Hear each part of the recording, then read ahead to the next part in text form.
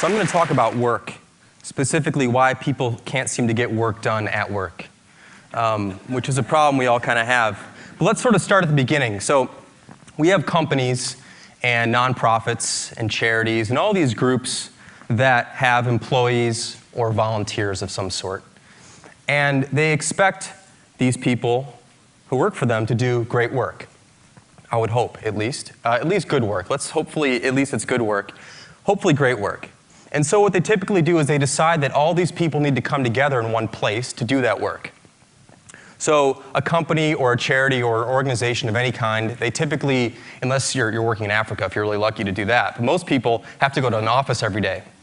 And so these companies, they build offices. They go out and they buy a building, or they rent a building, or they lease some space, and they fill this space with stuff. They fill it with tables or desks, chairs, computer equipment, software, internet access, maybe a fridge, maybe a few other things. And they expect their employees or their volunteers to come to that location every day to do great work. It seems like it's perfectly reasonable to ask that. However, if you actually talk to people and even question yourself, and you ask yourself, where do you really want to go when you really need to get something done? You'll find out that people don't say what businesses think they would say. If you ask people the question, where do you really need to go when you need to get something done, you typically get three different kinds of answers. One is kind of a place or a location or a room. Another one is a moving object. And a third is a time. So here's some examples. When I ask people, and I've been asking people this question for about 10 years, I ask them, where do you go when you really need to get something done? I'll hear things like the porch, the deck, the kitchen. I'll hear things like an extra room in the house, the basement, the coffee shop, the library.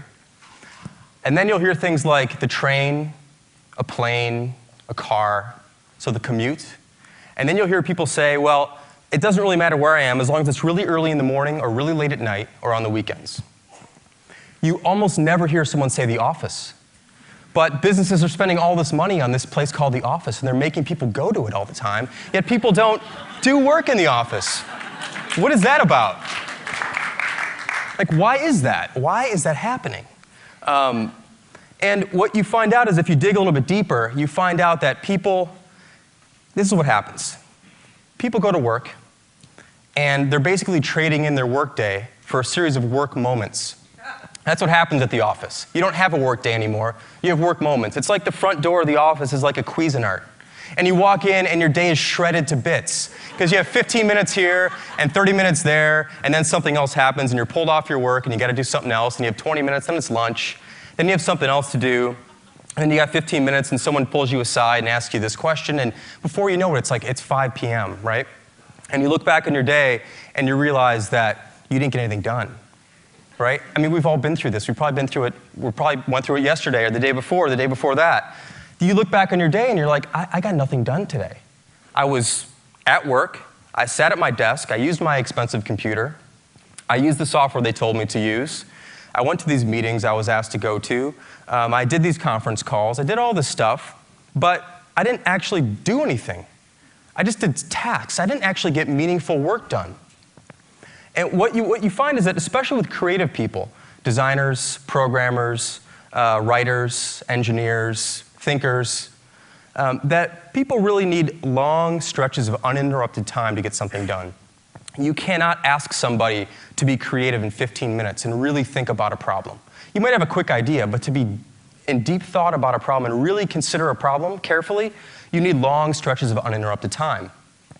And even though the workday is typically 8 hours, how many people here have ever had 8 hours to themselves at the office? How about 7 hours? 6?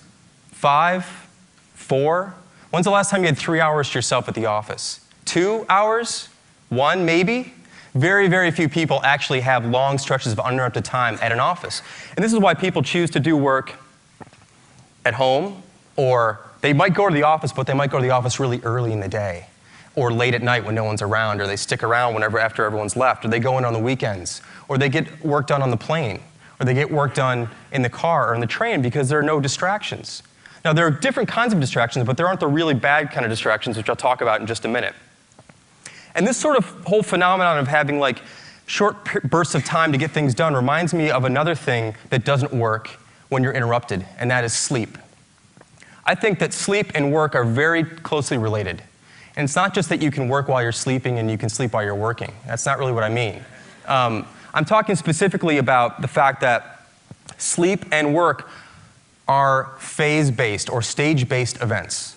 So sleep is about sleep phases or stages. Some people call them different things. There's 5 of them. And in order to get to the really deep ones, the really meaningful ones, you have to go through the early ones.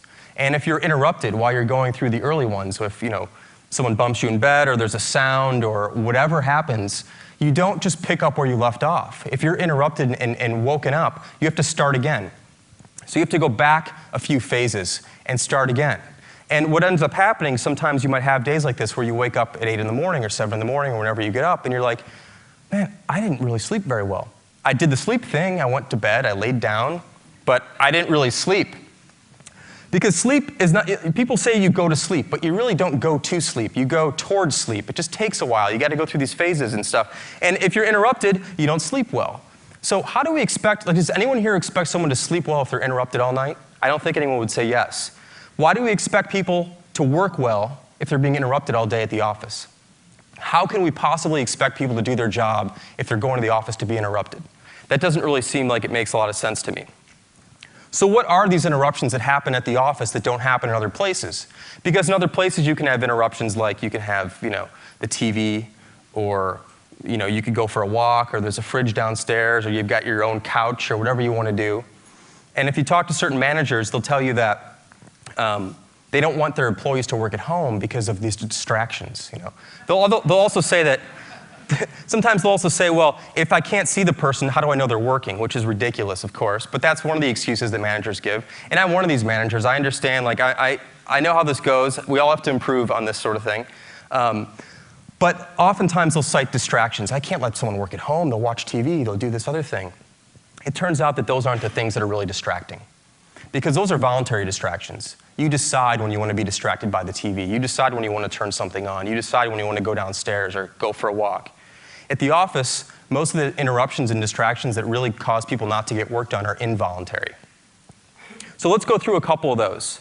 Now, managers and bosses will often have you think that the real distractions at work are things like Facebook and Twitter and YouTube and other websites. And in fact, they'll go so far as to actually ban these sites at work. Some of you may work at places where you can't get to these certain sites. I mean, is this China? What the hell is going on here? You can't go to a website at work and that's the problem? That's why people aren't getting work done, because they're going to Facebook and they're going to Twitter? That's kind of ridiculous. It's a total decoy. And today's Facebook and Twitter and YouTube, these things are just modern day smoke breaks. No one cared about letting people take a smoke break for 15 minutes 10 years ago. So why does everyone care about someone going to Facebook here and there, Twitter here and there, YouTube here and there? Those aren't the real problems in the office. The real problems are what I like to call the M&Ms, the managers and the meetings. Those are the real problems in the modern office today. And this is why things don't get done at work. It's because of the M&Ms. Now, what's interesting is if you listen to all the places that people talk about doing work, like at home or in the car or on a plane or late at night or early in the morning, you don't find managers in meetings. You find a lot of other distractions, but you don't find managers in meetings. So these are the things that you don't find elsewhere, but you do find at the office. And managers are basically people whose job it is to interrupt people. That's pretty much what managers are for. They're for interrupting people. They don't really do the work, so they have to make sure everyone else is doing the work, which is an interruption. And we have a lot of managers in the world now, and there's a lot of people in the world now, and there's a lot of interruptions in the world now because of these managers. They have to check in, hey, how's it going? Show me what's up, this sort of thing. And they keep interrupting you at the wrong time. While you're trying to actually do something that they're paying you to do, they tend to interrupt you. That's kind of bad. But what's even worse is the thing that managers do most of all, which is call meetings. And meetings are just toxic, terrible, poisonous things during the day at work. We all know this to be true, and you would never see a spontaneous meeting called by employees. It doesn't work that way. It's like the manager calls the meeting, so the employees can all come together, and it's an incredibly disruptive thing to do to people, is to say, hey, look, we're going to bring 10 people together right now and have a meeting. I don't care what you're doing. Just you got to stop doing what you're doing so you can have this meeting. I mean, what are the chances that all 10 people are ready to stop? What if they're thinking about something important? What if they're doing important work? All of a sudden, you're telling them they have to stop doing that to do something else. So they go into a meeting room, they get together, and they talk about stuff that doesn't really matter, usually, because meetings aren't work. Meetings are places to go talk about things you're supposed to be doing later. But meetings also procreate. So one meeting tends to lead to another meeting and tends to lead to another meeting. There's often too many people in the meetings, and they're very, very expensive to the organization. Companies often think of a 1-hour meeting as a 1-hour meeting, but that's not true unless there's only one person in that meeting. If there are 10 people in the meeting, it's a 10-hour meeting. It's not a 1-hour meeting. It's 10 hours of productivity taken from the rest of the organization to have this one 1-hour meeting, which probably should have been handled by 2 or 3 people talking for a few minutes. But instead, there's a long scheduled meeting because meetings are scheduled the way software works, which is in like increments of 15 minutes or 30 minutes or an hour. You don't schedule an 8-hour meeting with Outlook. You can't. I don't even know if you can. You go 15 minutes or 30 minutes or 45 minutes or an hour. And so we tend to fill these times up when things should really go really quickly. So meetings and managers are 2 major problems in businesses today, especially at offices. These things don't exist outside of the office. So I have some suggestions to kind of remedy the situation. What can managers do, enlightened managers, hopefully, what can they do to make the office a better place for people to work? So it's not the last resort, but it's the first resort. It's that people start to say, when I really want to get stuff done, I go to the office. Because the offices are well equipped, everything should be there for them to do their work, but they don't want to go there right now. So how do we change that? I have 3 suggestions I'll share with you guys. I have about 3 minutes, so that'll fit perfectly. We've all heard of the casual Friday thing. I don't know if people still do that, but how about no talk Thursdays? How about pick just one Thursday once a month and cut that day in half and just say the afternoon. I'll make it really easy for you. So just the afternoon, one Thursday, the first Thursday of the month, just the afternoon, nobody in the office can talk to each other. Just silence. That's it. And what you'll find is that a tremendous amount of work actually gets done when no one talks to each other. This is when people actually get stuff done, is when no one's bothering them and no one's interrupting them. And you can give someone, giving someone 4 hours of uninterrupted time is the best gift you can give anybody at work. It's better than a computer, it's better than a new monitor, it's better than new software, whatever people typically use. Giving them 4 hours of quiet time at the office is going to be incredibly valuable. And if you try that, I think you'll find that you agree. And maybe, hopefully, you can do it more often. So maybe it's every other week or every week, once a week. Afternoons, no one can talk to each other. That's something that you'll find will really, really work. Another thing you can try is switching from active communication and collaboration, which is like face-to-face stuff, tapping people on the shoulder, saying hi to them, having meetings, and replace that with more passive models of communication, using things like email and instant messaging or collaboration products, things like that. Now, some people might say email is really distracting, and IM is really distracting, and these other things are really distracting, but they're distracting at a time of your own choice and your own choosing. You can quit the email app. You can't quit your boss. You can quit IM. You can't hide your manager, right? You can put these things away, and then you can be interrupted on your own schedule, at your own time, when you're available, when you're ready to go again, because work, like sleep, happens in phases. So you're going to be kind of going up and doing some work, and then you're going to come down from that work, and then maybe it's time to check that email, check that IM.